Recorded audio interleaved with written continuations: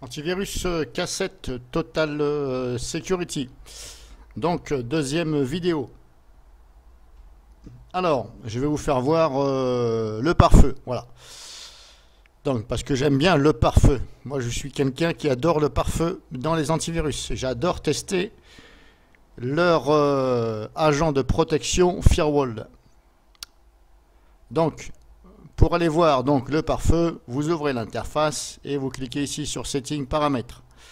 Ici, on a Firewall. Voilà. Donc, soit vous allez dans le pare-feu en général, ou alors vous vous dirigez vers éventuellement Applications, contrôler les applications, Network connexion, donc connexion, tout ce qui est Wi-Fi, etc. Donc, je rentre dans le pare-feu en général et je vais vous faire voir comment ça se passe.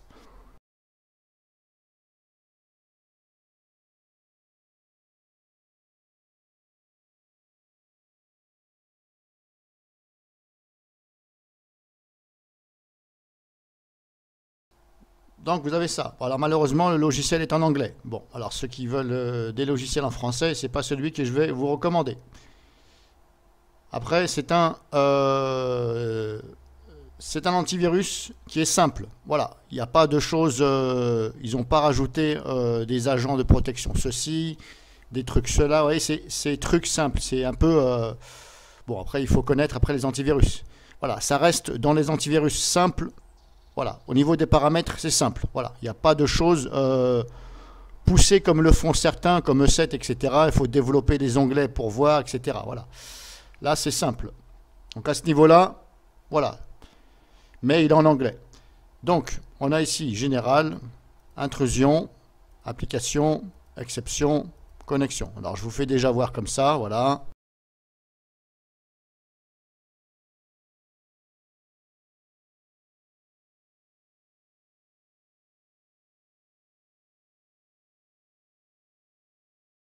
Application, on a ça. Alors, il faut faire comme ça. Bah, malheureusement, la fenêtre ne peut pas s'agrandir. Voilà. Donc, très dommage là-dessus. Intrusion, on a ça. Général. Voilà.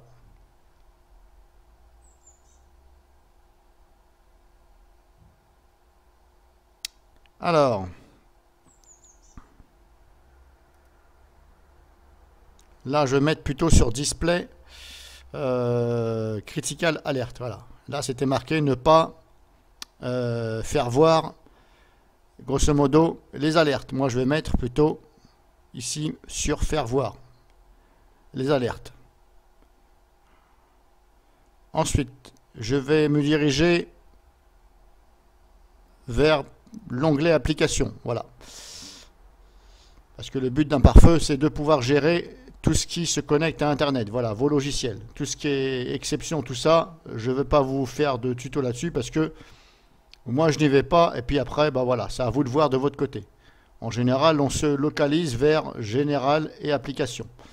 Donc ici, on a toutes les applications. Toutes celles-ci, elles se sont créées automatiquement. Ensuite, pour le mode, alors le mode apparemment c'est ici. Ici. Donc c'est marqué que voulez-vous faire quand un programme voilà, vient se connecter grosso modo à Internet. Alors moi j'ai marqué prompt for action. Ça veut dire que c'est moi qui vais donner l'action à faire. C'est-à-dire que normalement il va me demander.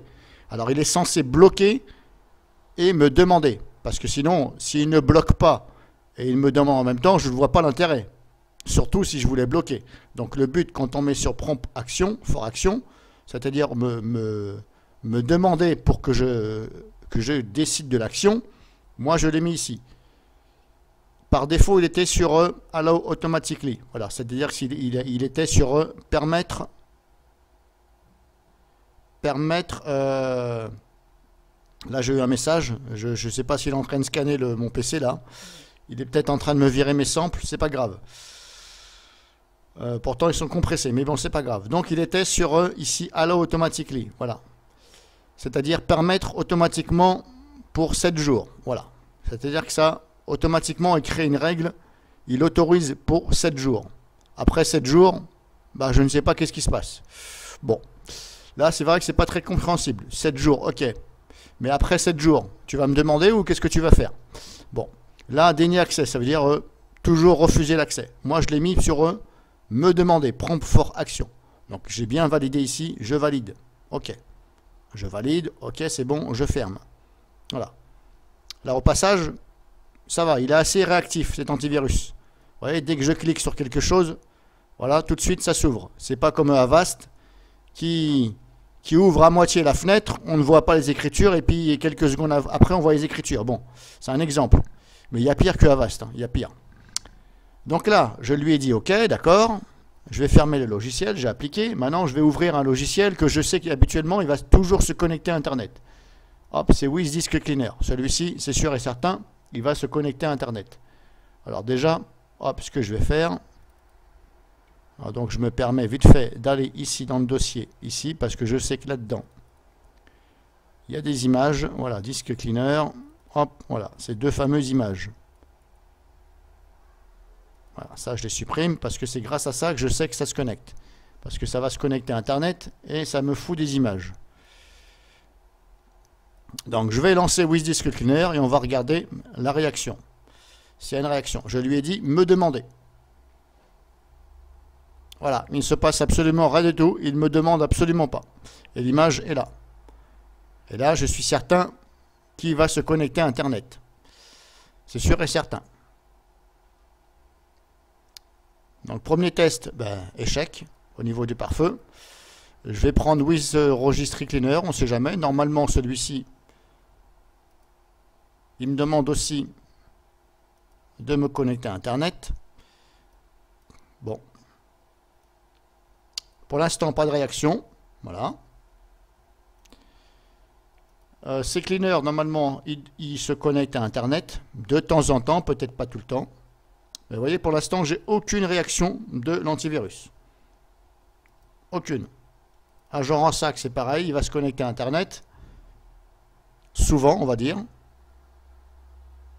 Toujours pas de réaction.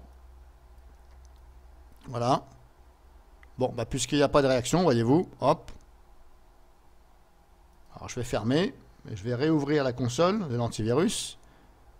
Settings, donc paramètres. Je retourne donc application contrôle. À ma grande surprise, WizDisk Cleaner Full Access. Non mais il se fout de ma gueule. Je lui ai dit de me demander. Il me dit Full Access. Tout est autorisé. Alors que je lui ai dit Prompt for Action. Donc, total, cassette Total Security, Firewall égale grosse daube. Grosse daube et je rajoute échec. Voilà. Donc, bah, qu'est-ce que je suis obligé de faire? Je suis obligé d'éditer. Voilà, c'est-à-dire que je vais lui définir la règle moi-même. Donc, je ne vois pas l'intérêt de faire un logiciel payant où il y a un agent de protection qui ne fonctionne absolument pas. Donc, bah, il va falloir que je vienne régler moi-même. Donc, je vais vous dire que ce n'est pas le logiciel antivirus que je vais vous recommander. Voilà. Donc maintenant, pour remédier à ce problème, vous sélectionnez votre application, vous faites Edit, et là, hop, Do not allow this program to access the Internet. Ne pas autoriser l'accès à ce programme Internet. OK.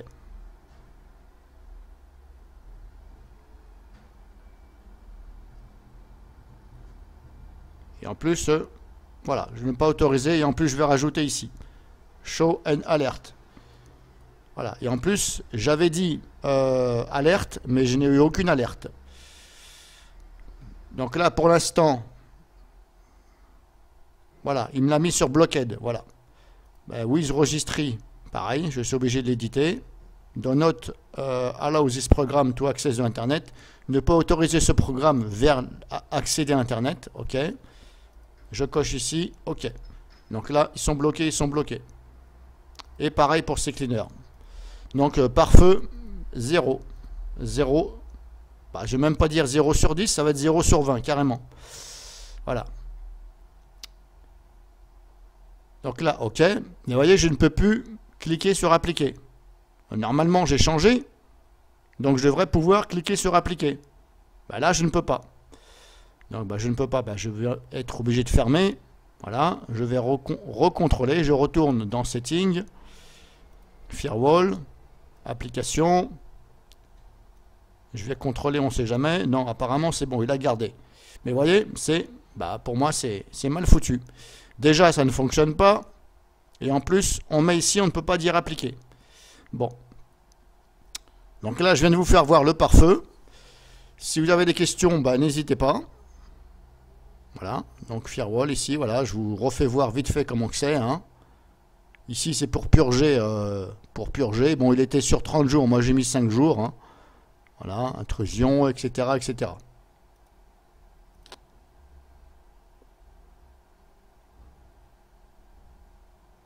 Hop, close. Voilà, donc là, je vous ai fait une démo sur le pare-feu. Je vous referai une démo après sur la protection agent de fichiers et agent web. Voilà. Donc la prochaine vidéo que je vais faire sur l'antivirus même, c'est-à-dire la protection des fichiers, tout ça, etc. Donc voilà. Si vous avez des questions, n'hésitez pas. Mais bon, pour l'instant, je ne peux pas vous recommander la version cassette Total Security. Éventuellement, si ça vous intéresse, prenez une version sans pare-feu, qui sera moins chère, bien sûr, normalement. Alors regardez quand même. Mais voilà.